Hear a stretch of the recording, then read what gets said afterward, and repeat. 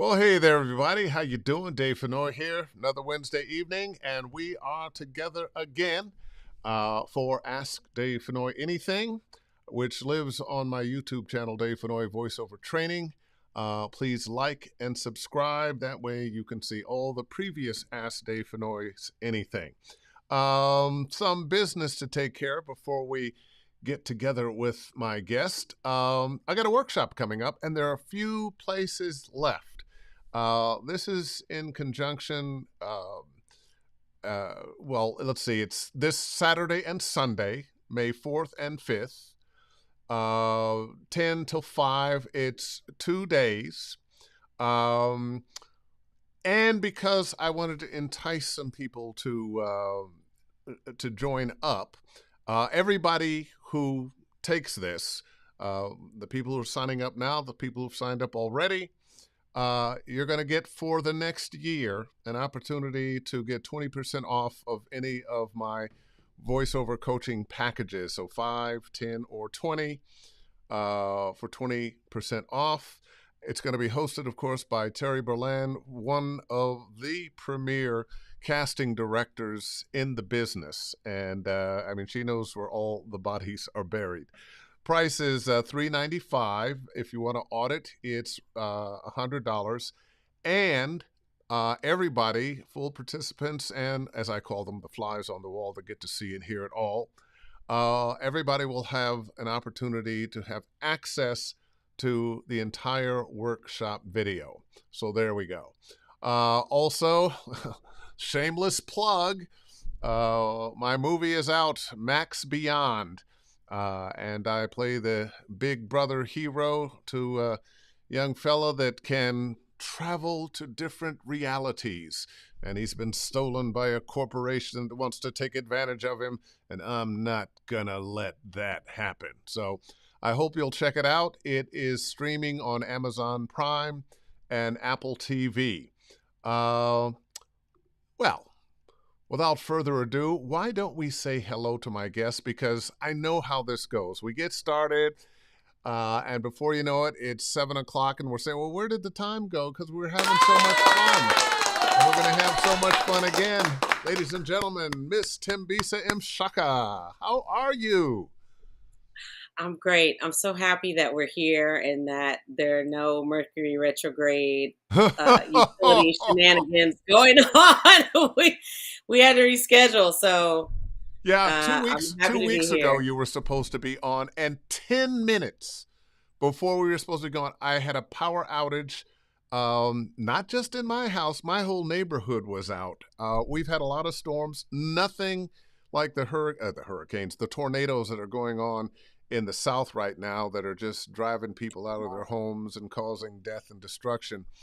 But winds blowing, we've had a lot of rain, the roots loose, old trees, and one fell against a power pole, knocked the power pole, cut the power pole in half. Power pole landed on a house, and the whole neighborhood went out.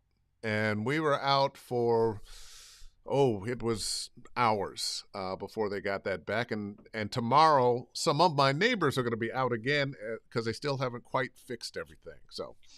And us trying to do it on FB as a chat without all of this was just so Oh, like it wasn't working. you know So what? I'm I so glad forgot that about that. We were trying that. I was trying to ask you questions. You couldn't hear me. I could. It was just a disaster. It So wasn't, but we gave it the good old college try, as they say. yeah, we wanted to keep our word, but I'm There we glad go. that we're But here and hopefully folks are here going to we be. are. Here we are. Yes, Here we are. yes. And I've been meaning to get you on for a long time. I was going to have, all of February was going to be Black folks because of Black History Month. And by the way, just want to say hello to my Asian friends. It's Asian Heritage Month right now. Right. Um, and we missed Earth Day. But I think there's something coming up we're going to talk about with you about that. But I'm Mhm. so glad to have you on, and you have just been killing the game. And I always ask everybody how they got started. And I know you didn't walk down the street one day and say, I'm going to do voiceover. That's what I'm going to do. You were doing something. What were you doing before you got into voiceover? I literally fell into voiceover because I was an advertising campaign writer, and I used to cut scratch reads for my TV and radio spots. So I've been in the entertainment industry now 32 years. Hmm. So before I Well, you got to must have Sony, started as a little child. yeah, at 17, honestly. So I started in the touring space at 17, representing clients as their office and contracts manager, like the late great Gil Scott Heron, Etta James.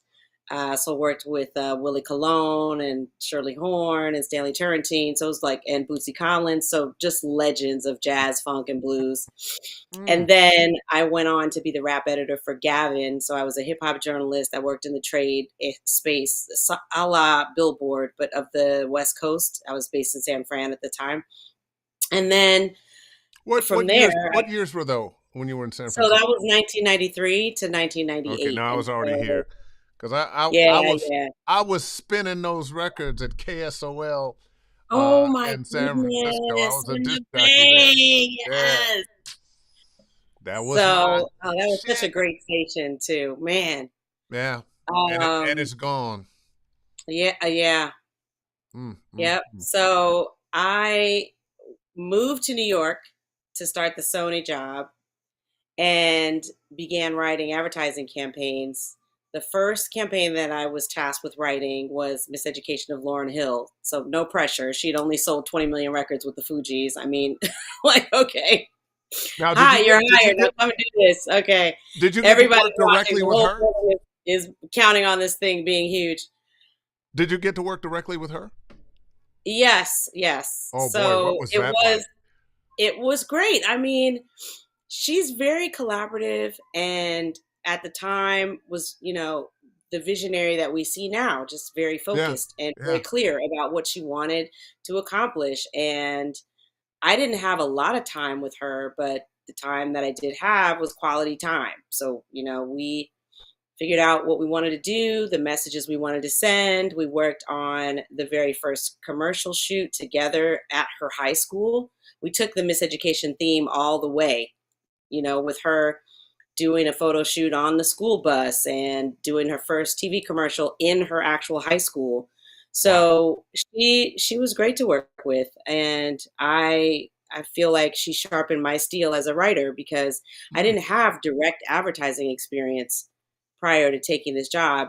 I think that in large part I got the job because I knew so much about hip hop music and music in general, but also because I had a prior relationship with the Fugees because of my time at Gavin. So they knew that it was going to be important for someone that had shared identity and understood the culture, representing her as far as the campaign piece went. And that campaign went on for 2.5 years. And then I also wrote the campaign for Unplugged, which still also, sold very well considering it was an acoustic MTV, live event. mhm.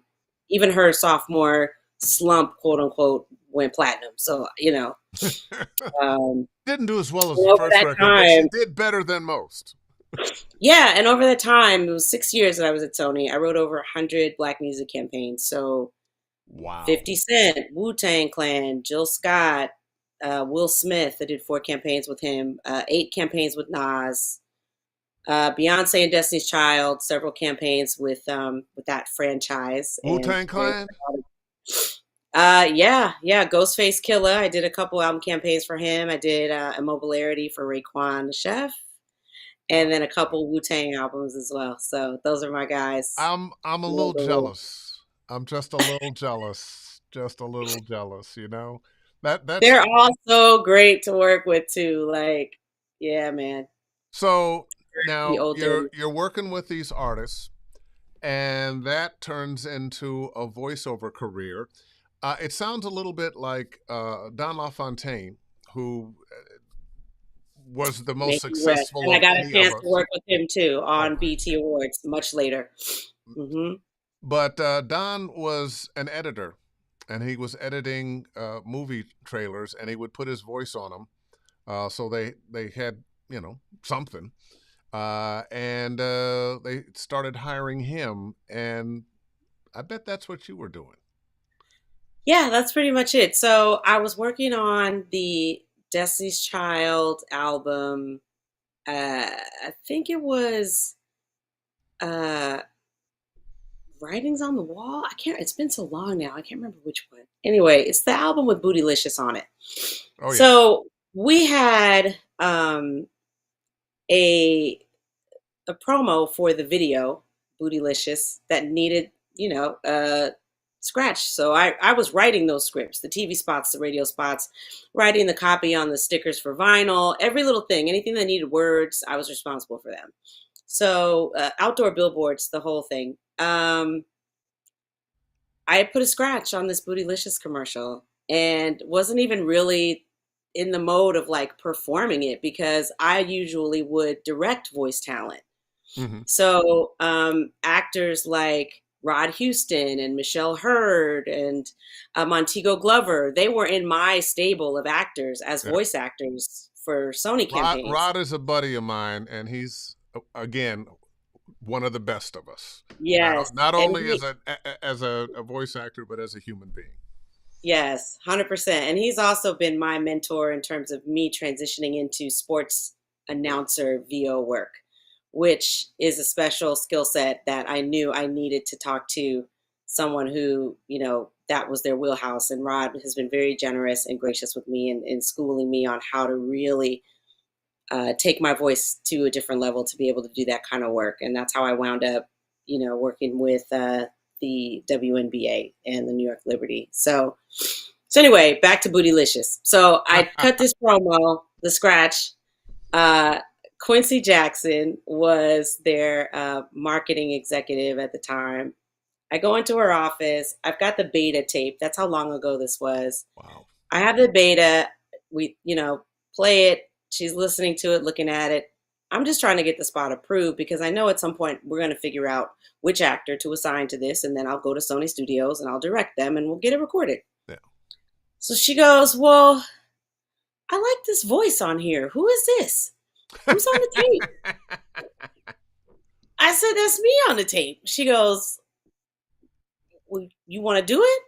And I was like, "You want to pay me?" And that's how it started. Oh, and I'm glad So you said you want to pay me because all too often, uh, people have, oh, I love this. Let's use your voice. And oh, it's just part of your job. yeah, yeah. Well, back then they would, if they had the budget, they would do it. And so I was like, all right, cool. So fortunately for me, I didn't feel like I was being thrown into the fire, so to speak, because I had spent so much time in the studio directing actors that even though at that time I didn't consider myself an actor, I kind of knew what to do because I had been directing people. And so I just said, you know what, let me just try to ratchet this whole thing up a little bit and perform it versus just reading it for the purposes of a scratch. And Hmm. that's how it started. And then I did a couple more. I did some radio spots for Maxwell and for Jill Scott, who I was also the writer for. And then I had to go and get a reel made because I didn't have any other commercials. All I had were these music related things. So I had to kind of fake it till I made it. And I put together a reel with Now, when you say, John okay, Gottlieb. with Jody Gottlieb? Jonna Gottlieb. Oh, okay. Okay. Different Gottlieb. Now, how was your first demo? Was Oh, it? the reel that I did? Yeah. It's been 22 years, Dave. I don't know. I Now, think and I'm it was asking you like that a mix. It I'm was like a asking you mix. I feel like I was really just I'm asking you this for a reason. okay. Because everybody has to get to a jumping off point to get that first reel. And the first few days, you love that reel. And then 6 months later, you're like, ooh, you know, Well, what was your experience with your fortunately, I first? didn't really have that much time to hate it because I started working and I kept working, and so I had things that were actual jobs that I could swap in, and I There you made go. a new reel fairly quickly. So my demo reel was like a fake Ford commercial, a fake financial institution commercial. We just wanted to show some variety, some Hmm. versatility, right? And then I added in a couple of the actual spots that I had done, and um, yeah, I don't really remember it beyond that because I then had to just take my actual work and swap in some of those things and make a completely different reel at that point. Oh But I boy. did use that reel to try to get an agent. And at that time, you couldn't really get your own work. You needed an agent. This is before voiceover 123 and voice bank and all of that, right? Yeah. So um the hardest part for me was shopping the reel, even though I was already in the business, was shopping the reel and convincing these people that I was an actor. So Joan Baker was my coach, Oh boy. Oh boy. and she, taught me everything I needed to know. And I was off to the races. My very first booking was for a homework help tool by Discovery Networks, I think, or Discovery. Hmm. And it had so many components. It was voice prompts, it was, the product itself, it was the hold music on the phone, or the hold voice on the phone, it was all of these things. So I did like 2 or 3 sessions and I made like $16,000. My agent was like, "Oh, she's a ringer." So from there, it was on. It was, oh man, fantastic, fantastic. And looking at your resume, not only are you working a lot or have been working a lot, but you've been getting your flowers. Uh, Ah, y- lately, yes, I have been. I think part of it is Hip Hop 50, because I'm one of those architects of the modern rap industry, as it were. But well, yeah, it seems to me at every Voice Arts Awards, you are at least a nominee. listen, I've been blessed, I have to say, to have the kind of work that can survive all of those rounds and all of those entrants. I mean, every year there's so many more hundreds and thousands of people who are submitting work, and so to be nominated for me is its own win. I can't wait to get to that point where I win one, but I always feel like a winner once I get there You know, because I'm just going to the say, if you've been nomination. nominated, you're a winner. Um, Yeah, I mean, it takes so much to get to a point where you're in the last 5 to 10 entrants in a category. yeah. So it's tremendous. I'm very grateful. Yes, yes, yes, yes, yes, yes. I've got some people who have some questions and comments. So, first of all, DF Raisin, greetings from Maryland. He's not in the zone where all the tornadoes are. Terry Briscoe, who always has some good questions. Thembisa, which member of the Wu is the wildest outside of Old Dirty Bastard? Oh, wow. I should have pre-read that question. No, that's funny. Wildest. You mean like as a person lyrically? Like to me, I would say that probably the the most sort of effervescent character within Wu-Tang is probably Ghostface Killer. Like, he's got the monster eagle cuff. He's always got on the crazy outerwear, whether it's the fur, the crazy leather. He's the Wally champ. He's, pretty Tony. So it's a vibe. So I would say Ghost, most likely. Everyone else is pretty mild mannered and chill until they get on the mic. Like, Method Man is very chill. Jizza is very even tempered and very like, peaceful and all of that. RZA is the same. He's the Abbot, so he's very reserved until you start talking to him about something he's into, and then he gets a little more animated. But yeah, Old Dirty definitely took the cake in the wild department. So I would say it's probably goes after that. Yep. And I never really get to talk about this, but since you've had the opportunity to work with so many of these hip hop artists, what do you think the biggest misconception is about who they are and who people think they are? Well, I would say it's the case for all of the famous people that I've ever worked with, right? Is that we're getting an external persona when we're talking about their professional personhood. And sometimes they'll tell you themselves that I'm switching on a different person, and I'm on when I'm on, and then when I'm off, I'm off. And I started to understand that more once I became an actor.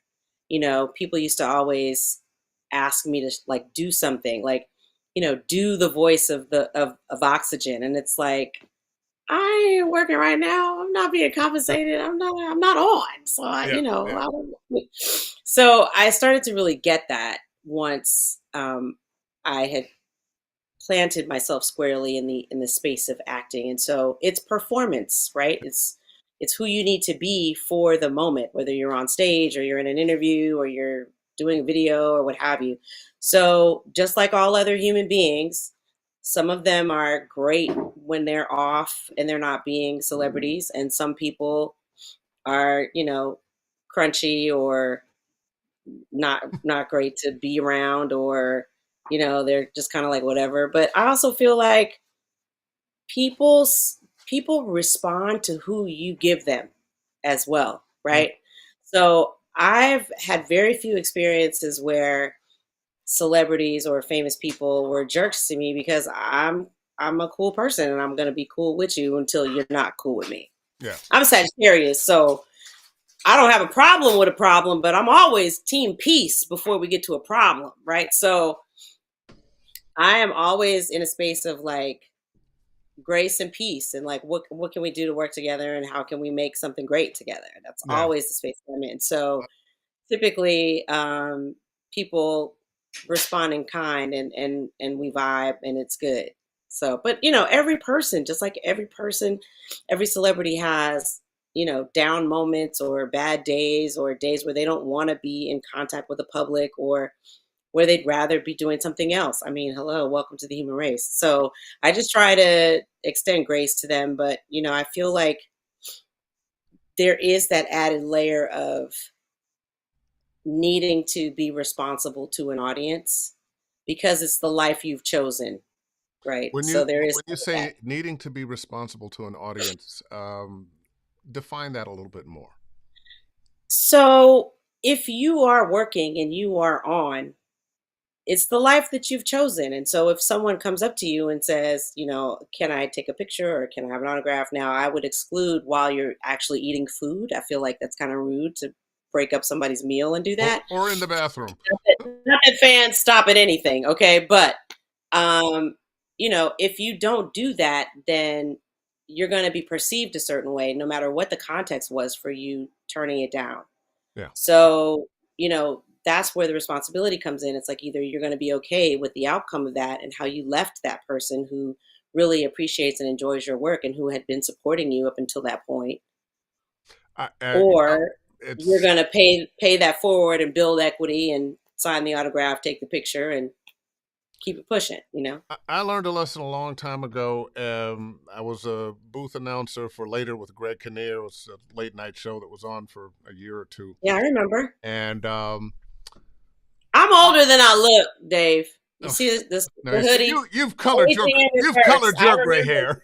hair, and I like that, aging in reverse. I love that. This is from my apparel line too. I'm wearing my own clothes. Oh, do they all say aging in reverse? I have different hashtags. It's called hashtag by T. It's on my company website, mshakamedia.com. So I have different ones. One is We Brunch Hard. Another one is Karma Forgets Nothing. I have another one about police misconduct called End Police Terror, which is actually pretty apropos with all the stuff going on the college campuses right now. But Aging in Reverse is by far the top seller. Oh boy. Well, would Everybody, somebody please put that in the chat? Mshaka mshakamedia.com. MSHAKA mshakamedia.com. Let's see if we can sell media.com. some Yes. t-shirts and sweatshirts and Yes, thank you. Thembisa We got Mshaka tanks, Media tees, hoodies, product. all that. Uh, but as you were Well, Greg saying, Kinnear, the booth announcer. yeah, Yes. I have a wide variety of music that I like. I like rock and roll. I like R&B. I like hip hop. I love jazz. Um, Hmm. and when I was a booth announcer, Crosby, Stills, and Nash came in. No Young, but Crosby, Stills, and Nash came in. And I always liked Stephen Stills. He was my favorite songwriter of the group. And he was late. when he came, and I, as a booth announcer, was in the vicinity, and when he showed up, and hey, how you doing? Your dressing room's down that way. So I'm Dave Fennoy. Just want to let you know, man, big fan. Always loved your music. I love da da da whatever the song it was. And he was so dismissive. Just a Mm-hmm. smile, I would have been a Mm-hmm. happy guy. But it was almost like, who are you? Get out of my way. He didn't Mm-hmm. say that, but Mm-hmm. it felt like that. And that was And you remember that years later, right? I remember it now. And That this was is in the the thing. 90s. People don't like people who do that. You left his mind the very next nanosecond, right? Yes. But that interaction is still with you decades later. And And it this is could the have been impact. exactly the opposite. Their That's interaction right. could have been, what a cool guy. Because I've had a lot of those opportunities too. And Mhm. since doing cartoons and so many video games, I end up at conventions and meeting fans um, who want to take a picture, want to say hello. Right. And it's nothing for a handshake, a smile, little hug, take a picture, and keep it Mhm. moving. Mhm. Um, and you don't know how you're going to change somebody's life just by being nice to them for a minute. Yeah. It's amazing. It's amazing. And one of the things that I think behooves us in any professional setting, right, is to just check ourselves before we go to work. Because if whatever's going on for us in the background shows up as dismissiveness, rudeness, being aloof, being a jerk, then that's going to have a negative impact on not just your brand, but possibly your performance, right? So, even if I'm not feeling 100%, when I go into the box, I'm like, I got to make sure that, I wipe the slate clean so I can drop into the work. Oh yeah. Well, when I was after I asked you to come on, and you had sent me some information about yourself that let me like, wow, really? Wow. Oh, wow. Amazing. I read some of the comments of people who have worked with you. And Uh-oh. Folks were, wow. Uh-oh. You no, didn't tag me on this post, Dave. no, I didn't. But they have left a long list of positive comments about working with you, even as a writer. Mm, And what would you say as a voice actor? And I know you feel like you came to it late, but I think you're one of those people that just had the talent. You just needed a little training, maybe, but mhm, you had mhm. that raw talent. You understood the idea of these aren't just words on a page I'm trying to do something with. This is I'm speaking to people. Um, what is my question here? Well, for a long What? time, I'll say this. I was radio adjacent for a long time because I was the rap editor for Gavin magazine. Mhm. And I would go to radio stations, I would visit DJs, and then later as a published author, I would do radio interviews. And people used to always say to me, "You should be in radio, and if you aren't, like how are you not? Like your voice is amazing." Or they would say whatever. And I would kind of brush it off, and the lesson there is like when people say that enough to you, it's worth investigating and worth looking to see is it something that you want to pursue, I, because that was years before I got into actually voicing. I'm going to say something else though, that you have a wonderful voice, but it's not about the wonderful voice.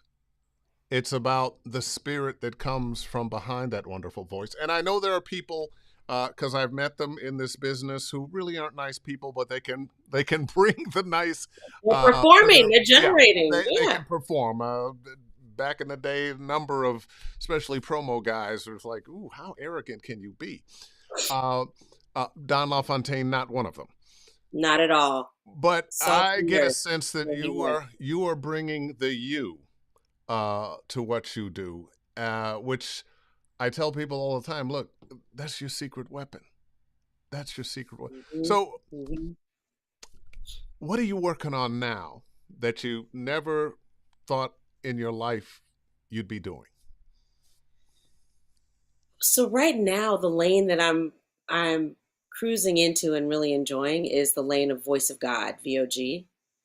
So my core competency was always promo and commercial. I did a little bit of ADR, I did a little bit of narration, I did a little bit of in-show narration work, like the top 50 videos of blah blah blah, right? Mm-hmm. Did some narration of some countdown shows for like Braxton Family Values and things like that. Um, and I've always wanted to do more like of what you do, like mobile and gaming and animation. But you know how when you're working in your lane and you're like killing it in your lane, there's so much work that, you often don't get an opportunity to even be sent up for auditions for that stuff because they want to keep you where you're hot and where they know Yeah. you can book. So, um, shout out to my agents. I mean, it started with Joe O'Brien at Paradigm, and I'm still with Matt Ambrosia, Matt Smith, Liz Klosner, who are now at DPN. So I want to give them a shout out because I've been with the same crew of agents for the whole 22 years. Yeah. And a lot of actors aren't that fortunate, and I've been very happy with them the entire time. So um, I want to do more live announcing. I love it. I want to do more award shows, So we could more see galas. you doing the Grammys and the Oscars and I mean, it'd be great. I mean, yeah. it's a tough field. Shout out to my sister MC Light. She's killing it Well, doing she's so much voice work for live announcers for BET. So I love to see that because to me, it's like my hip hop sister is there doing it, and I hear doing her crazy sometimes say things. she got my old job. Ah, I yeah. was the See, and you voice of. can't even be mad because it's No, I'm like not mad. I used to. Did the Image everyone is Award. so good and so deserving. It's Yeah, like I it's did the all Image good. Awards for about 15 years, and a new company came in, and they didn't go directly to her, but they finally came to her, and she has just taken on that mantle Hmm. of being the voice of the Image Awards. Um, and as you were mentioning, you want to do VOG. Now is the time. I think Black women, especially, are populating the sound waves more than ever before. And Yes, in that population, doing a lot of in show announce. So yes. don't be So my last surprised. job was literally last week. I did the Time 100 Climate, the Time Earth Awards Gala. Did that So happen to be on Earth Day? it was 2 days later, April 24th, Okay. and it was just phenomenal. They honored some incredible human beings who have been in the trenches on climate change and really creating awareness about the climate crisis, also creating legislation around it. John Kerry was there, our former Secretary of State and ambassador, who literally created the Paris Accord. And it was just amazing to be in that room with so many people who are quietly working and typically don't get recognized. So it was really nice to see them being honored. Jane Fonda was there. Dr. Robert Bullard was honored as well. Um, Namonte Nkimo, who is from, I believe it's Ecuador, a protector of the Amazon rainforest. Ah, Just incredible human beings. So I love doing that, and because you get this rush of it's almost like theater, which I used to do in high school, right? It's like it's live, you don't get a second chance. You got to be prepared. So I had done the regular Time 100 a couple years ago, doing the gala that was hosted by Simu Liu that year, and then doing the day long summit where they're talking to luminaries and they're in conversation about the issues of the day. And so after doing that, I was like, oh yeah, I definitely want to do more of this. This is so much fun. So oh, it's fun. that, and I want to do what is the other thing that I've just been wanting to do? I guess, I want to do more sports, whether that's the Olympics or X Games or, whatever. Like, I just want to get more into sports, having done some stuff for basketball. But now women's basketball is finally like getting the shine it deserves, but You also know, doing national teams. when I saw that I love you that. have been doing WNBA, I that's immediately what I thought about. Well, the cross section of what you're doing there and what's happening with professional I women's would like to basketball. think that I kind of helped to kick it off. That was 2017, the 20th year for the New York Liberty, which then led to me doing a campaign for the league overall in 2018. So, I'm just happy because I love basketball and I have always loved watching the WNBA and going to live games in addition to seeing the men play. But um, you know, So it's are you a baller? it's fun. Hmm? Are you a baller? Oh no, no, no, no. We have one professional NBA person in our family, Malik Allen, who played for many teams in the NBA and is now a coach for the Miami Heat. And Yeah. he gets that. Like he actually, his son is in high school, Dante Allen, and he's like number one in the state of Florida. He keeps winning these tournaments, and he's the man too. So that's the legacy in my family. Yeah. I don't play ball, but I love to watch it, Yeah. and You know, I and understand a whole lot more than football. it's amazing how popular the women's game has become. And I remember sampling women's pro basketball over the years, not always being a fan and watching some some college women's basketball. But it's a different game now. Hmm. They used to not look as baller as they are now. They are Yeah, definitely. everyone's expressing themselves, and it's not as textbook and not as straight laced as it used to be, which I love. I think that's great. And I'm very they gonna excited. embarrass some of us fellas. Oh yeah, well they girls, man. I can get out there. I can ball. I Oh, mean, don't embarrass mm, yourself, my brother. Don't embarrass yourself. I want to get another couple of questions here. This is Stone Love. I've worked with Thembisa extensively. Hmm. nice. She was No. the editor on my book. Now I am her. I've also coached with her on VO Actor. She is as exceptional as she sounds, and her resume attests. I love her both professionally and as a dear friend. Oh boy! So how Well, much you thank pay you. that person to? When you're loved, you're loved. When you're loved, you're. Yes. Thank you, Stone. Yes. Awesome Uh, working with her every time. Terry Briscoe again. He always has great questions. Tembisa, what things in your career are you outsourcing now, and what things do you have trouble giving up? Oh, that is such a good question. Hmm.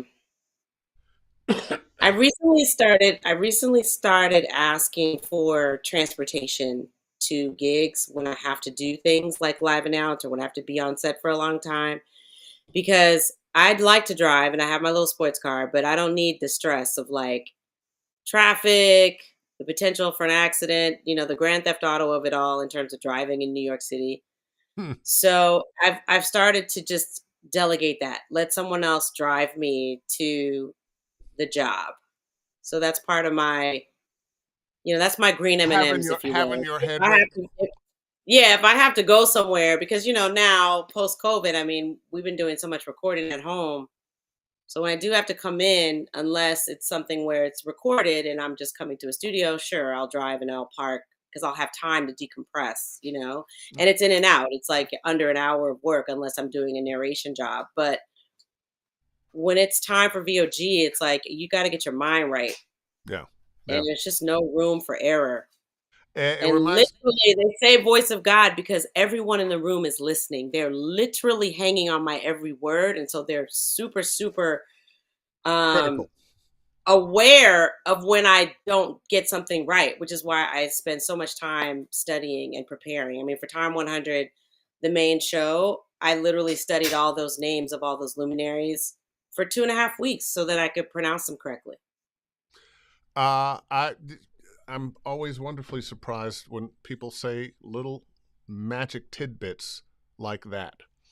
A lot of people don't understand. They think, oh, I've got the words. I'm just going to read them. You got to be prepared. You have to know what you're saying. We are translating the written word into the spoken word, and things like saying somebody's name incorrectly. I got some feedback at one of the VOG events I did, the Sage Awards. Shout out to Esther Leaks who hired me for that. One of the people whose names I had to speak in the script came to their team later and said, I loved your announcer because so many people butcher my name and she got my name right. Mm, mm. That's all I need. And that's sort of the extension of what we were just talking about, of like when people are dismissive or when they're cavalier about something about you or the way that they handle you or treat you. you know your name is so important, and when somebody gets it wrong, it feels a type of way. You might be accustomed to it. I mean, I have a very unique Zulu name. For people in the United States, it's kind of like, what is this name? So I'm accustomed to correcting people. I don't have a problem doing that because I'm an outgoing person, but not everyone is that way. So Well, um, some names we get used to. They might uh, be odd names, but they're no longer odd to us because we've heard them, we've seen them, um, and Dostoevsky, yeah, Schwarzenegger, I mean, exactly, on and on. If exactly, we're gonna say exactly, all of that, we can say Mshaka. Like, what's really good? exactly, exactly. And as the melting pot in the world here, where everybody wants to come here and are coming here. Um, Mhm. that's America as advertised, not always as actual, Well, but okay, your part. You preaching on a Wednesday. we got everybody coming here, and there's nothing right about telling somebody, well, I can't pronounce your name, so I'm just going to call you this, which a lot of people will try to do. And I Yeah. agree with, if you can say Dostoevsky and Sawinski and all the other names, some of which you're wondering, are they trying to say vowels? Then Mhm. you can pronounce these other names or learn to. Don't expect you to necessarily understand how to pronounce it off the bat, but you can learn. You can You learn. just have to make the effort. So if it's about spelling it out phonetically in a way that you can kind of take it on and remember it, then that's what you need to do. When Miss Ninkimo came up to me, I asked her to speak her name to me several times so I could hear how she says it.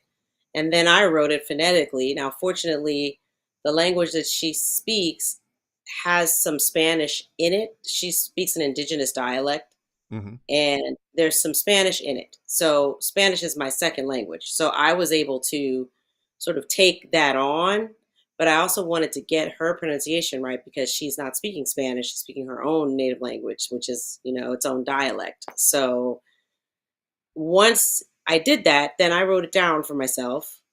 And as it turned out, I didn't need to speak her name during the show, but I wanted to know how just in case And guess what? I needed to say You're it. gonna run into her at some time. You're gonna remember that name. You're gonna say it, and you know the friendship And blossom. actually, a couple people came up to me throughout the course of the show asking how to pronounce her name. And they came up to me because they figured I would need to know, and I knew. And so it helped everyone. And it ultimately helped them not feel embarrassed, helped them feel confident about saying her name properly, and also kept her from having to feel that thing of like, oh, they got my name wrong. Yeah. Nobody likes to feel that. Let's see. DF Raisin, with such an amazing career, were there any moments, either early on or at pivotal points, where you had doubts that you just had to push through and overcome? Hmm. Yeah, I would say the onset of the pandemic. And I'm sure that's a lot of people's answer.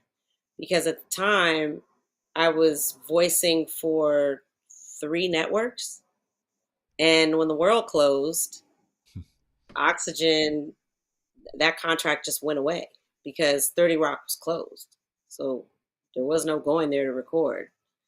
Um, and that was a real blow. Was like, here's something that's completely out of my control. It's not like I didn't do a good job or even like there was a regime change and they changed voice actors because they have a new head of creative. It was like, we don't know what the future holds, but we know that we're all going home. So that was the thing that I really had to push through on. And I had to sort of let go of the comfort of having the engineer there, having the studio to go into, having that professional environment, I then had to do some research, buy some equipment, figure out how to use my laptop to record myself, figure out how to create something at the level of quality because I didn't have pristine sound in my house. I still don't. I'm actually building out a closet now.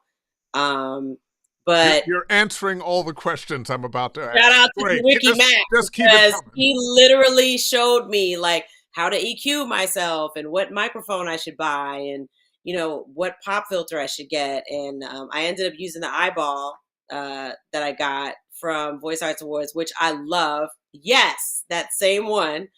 I love that. And I've been able to do on-air quality work here because of the guidance that I've gotten from my, good friends. So I'm thankful, but I definitely have my doubts because I'm not an engineer.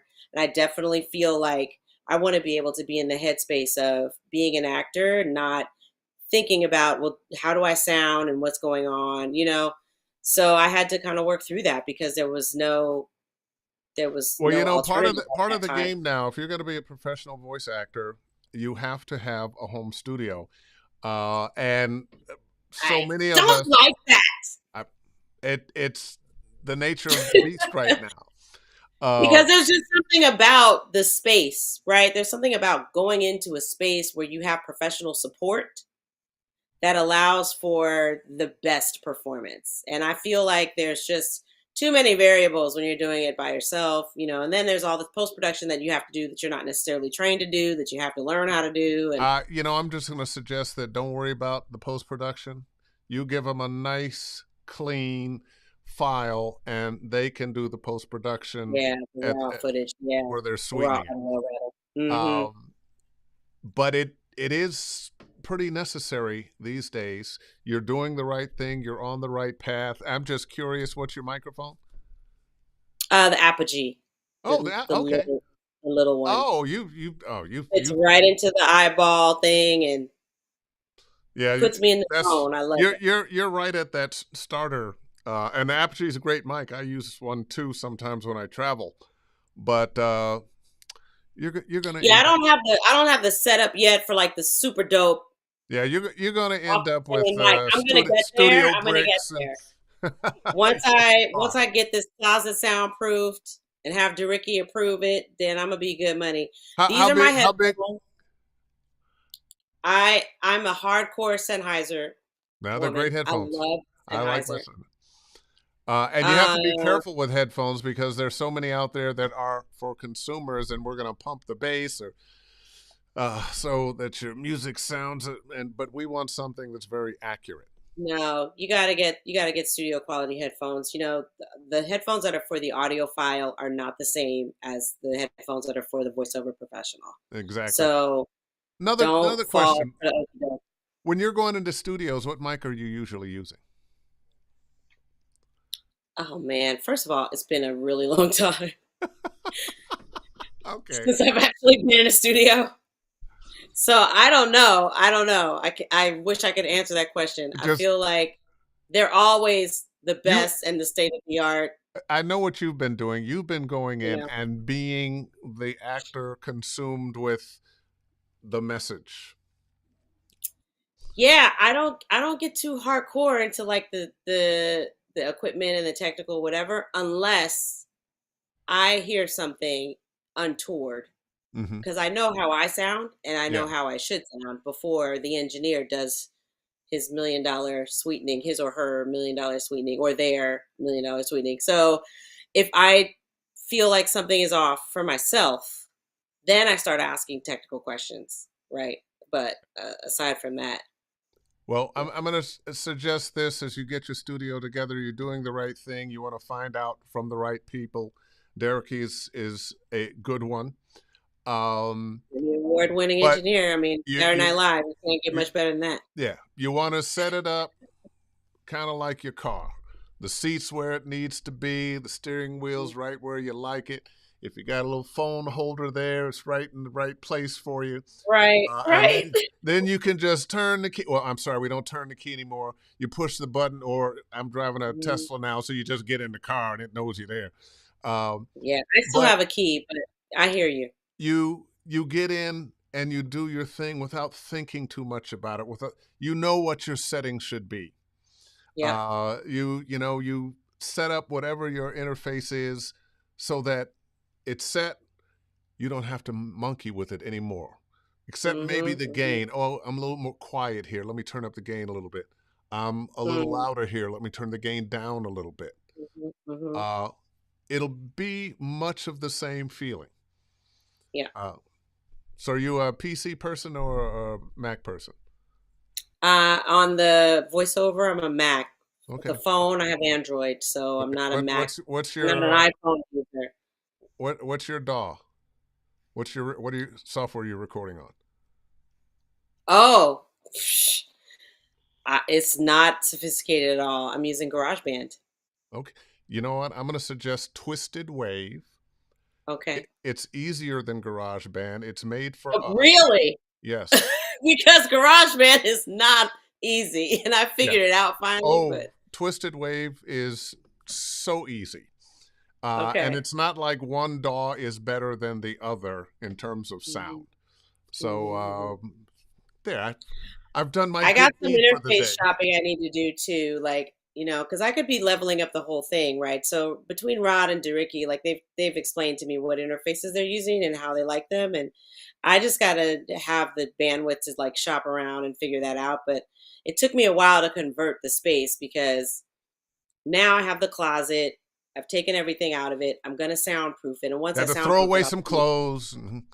all that stuff is out. Now I can figure out like the real estate of the walls, right? Where I can sit. I want to do like a Murphy shelf so that it can Mm, flip out and not be out all the time, and then put my laptop there. I want to put the mic on the wall somewhere, and then I would love to have a monitor in there for when I need to watch when I need to record the picture, because that was the other thing that I used to love about So studios are is you recording? Are you reading paper or are you reading a screen? it's a mix, Okay. but usually a screen because I don't have a printer at home. Yeah. But These days you don't yeah, need a printer. You don't need a yeah, printer, no, and yeah. you can mirror your Between the computer. scanning and the screen, you're good. Yeah. Yeah. Yeah. There you go. There you go. I wanna get another question or two in here. This is so much fun. So I'm so glad to have you on. Yes, thank Uh, you everybody for coming on. I'm so grateful. got Trey Mosley here. Do you think DEI is still important in VO, considering a lot of corporations are dissolving them in their business? Do you think it's trickled down to casting and production houses? Interesting question. Short answer is yes. I feel like DEI is never going to be unimportant. Yes. Yeah. They want to minimize the importance, but the reality is that DEI is good for business. It increases revenue and it increases brand awareness and brand affinity. And the people that don't like or don't want DEI are people who want to take us back to the 40s and earlier. And that's not how the world is moving forward.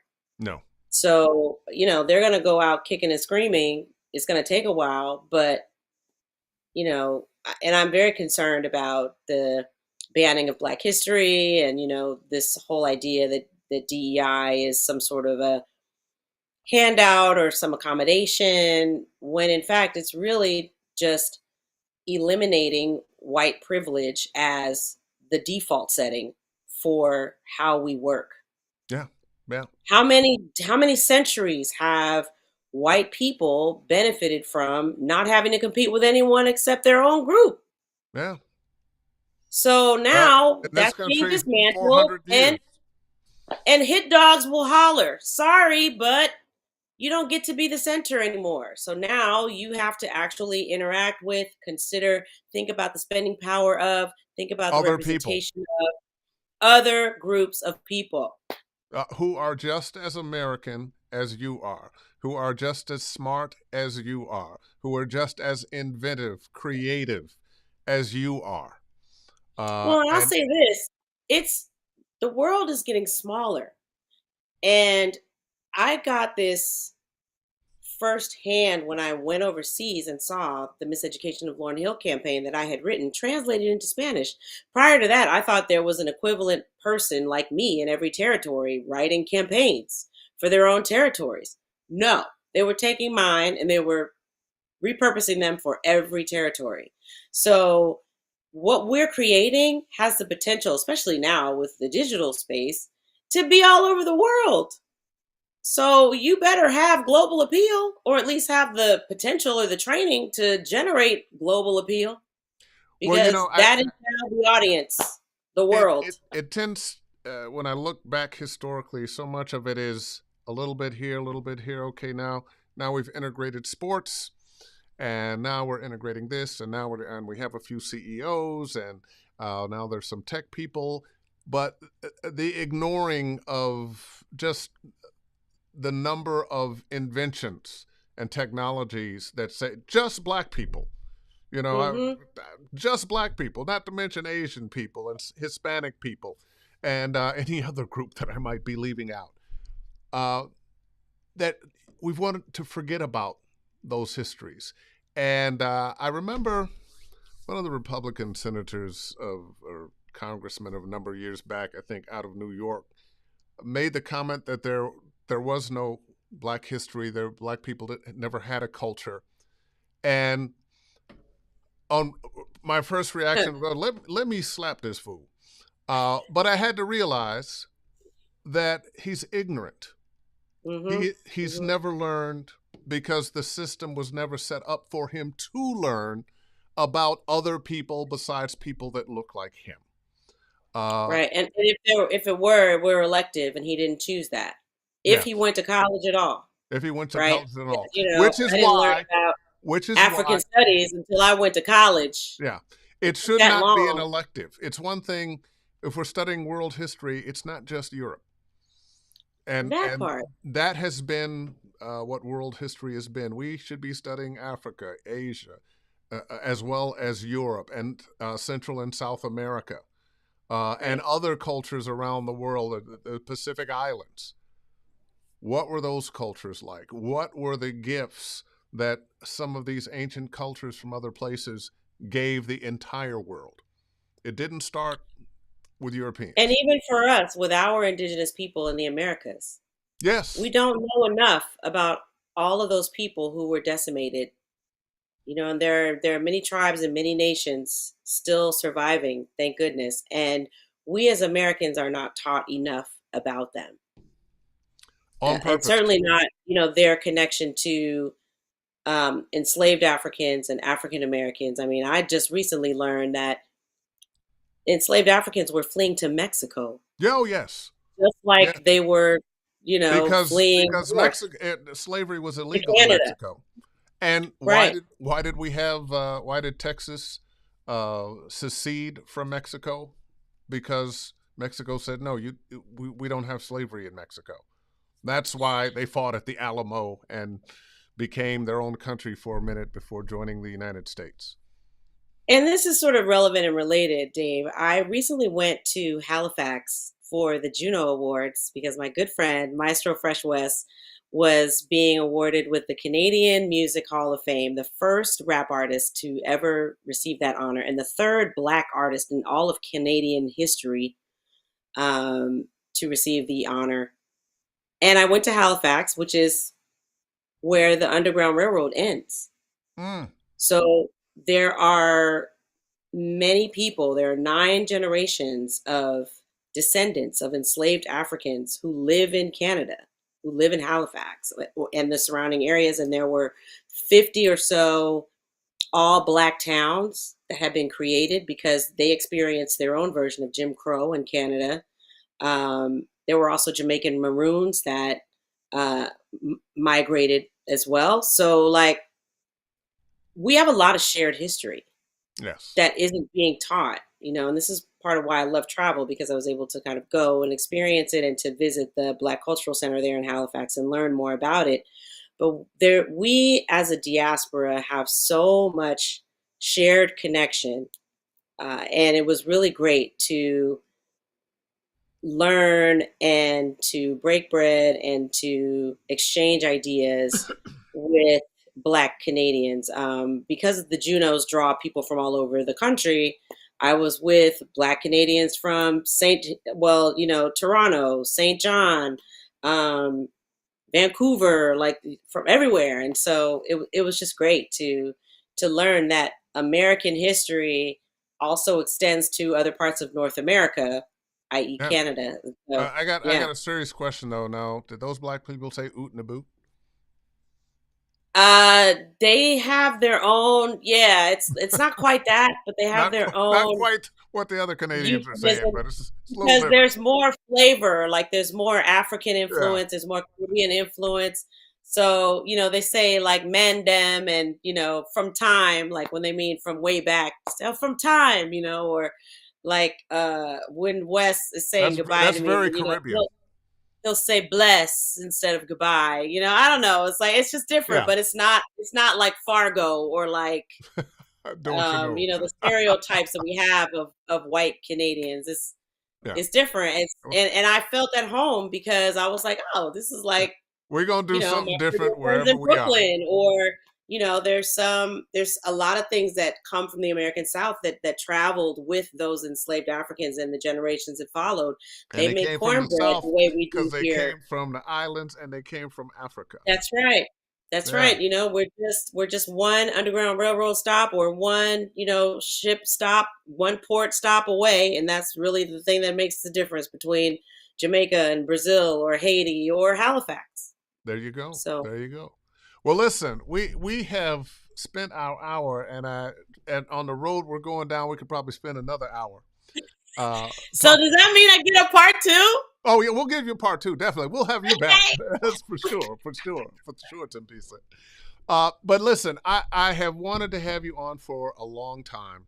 I'm glad, finally connected, got you here, get to hear your story, um, because your story is unique. There's something, of course, we all have something in common, but your story is unique because who you are is unique. How your career started and the path you're on is just your own, and it deserves being paid attention to. Thank you so much. And I just want to say that I had to commit to becoming an actor, and I had to learn to think of myself as an actor.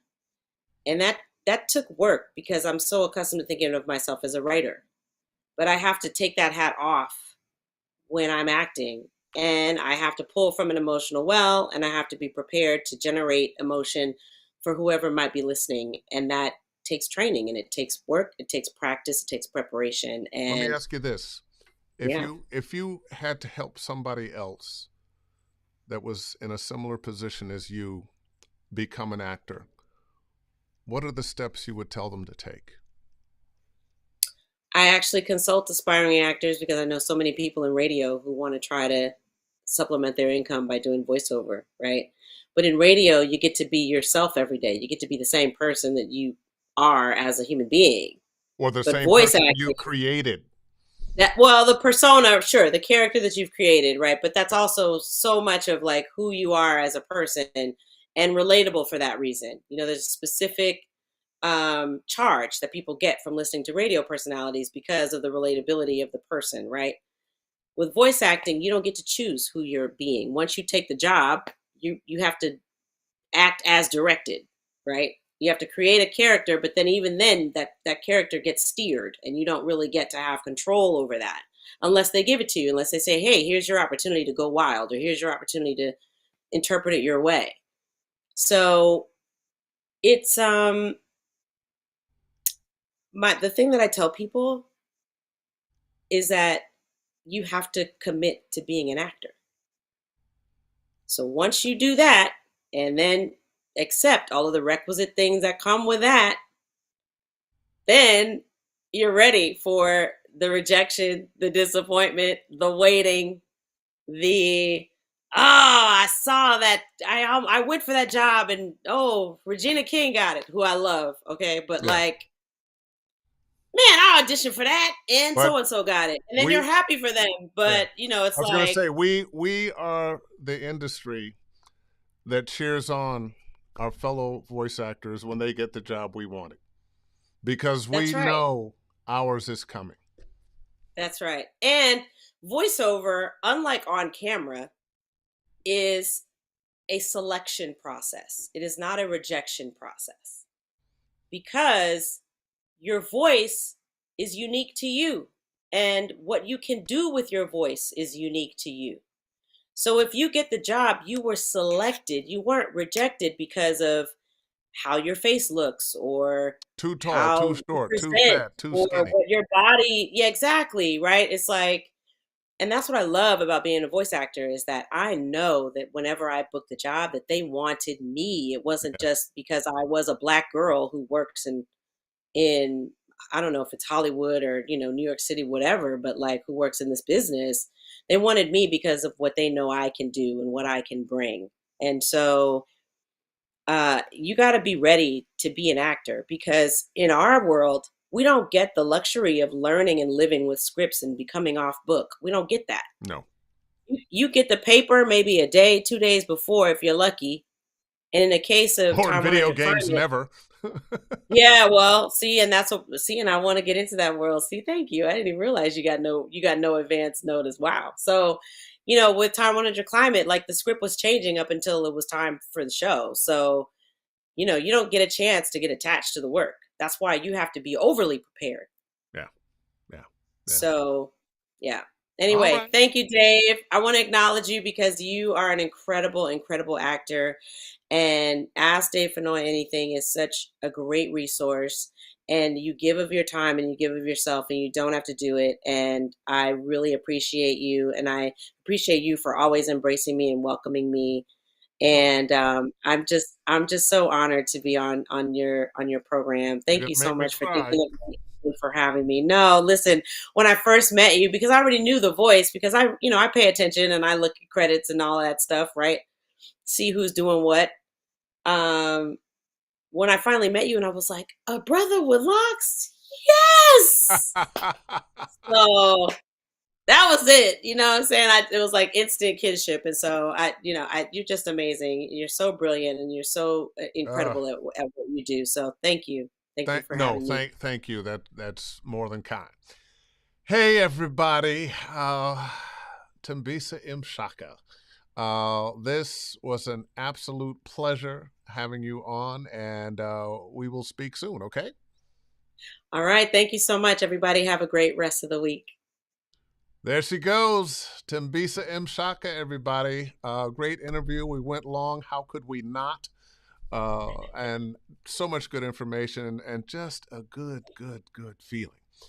Anyway, this and all the Ask Dave Fennoy Anythings will be on my YouTube channel, or are on my YouTube channel, Dave Fennoy Voiceover Training. Please like and subscribe if you are interested in voiceover coaching with me, davefennoy.com. Oh, yes, also got to mention the workshop coming up this weekend. You're on the fence. Oh, should I do it? Should I not do it? Should I do it? Should I not do it? If you want to do video games, this is a great opportunity to learn the acting skills you need to do that. It really is an acting class. I help you learn how to bring the words off the page, how to create in your mind the scenes that you're in when you only have a microphone and words on the page. 10 to 5, Saturday and Sunday. Everyone will get an opportunity to have the video. And if you sign up, 20% off coaching packages between the 6th of this month and the 6th of this month next year. So with that, I am going to say goodbye. Thanks again. Back next week. And in the meantime, book something.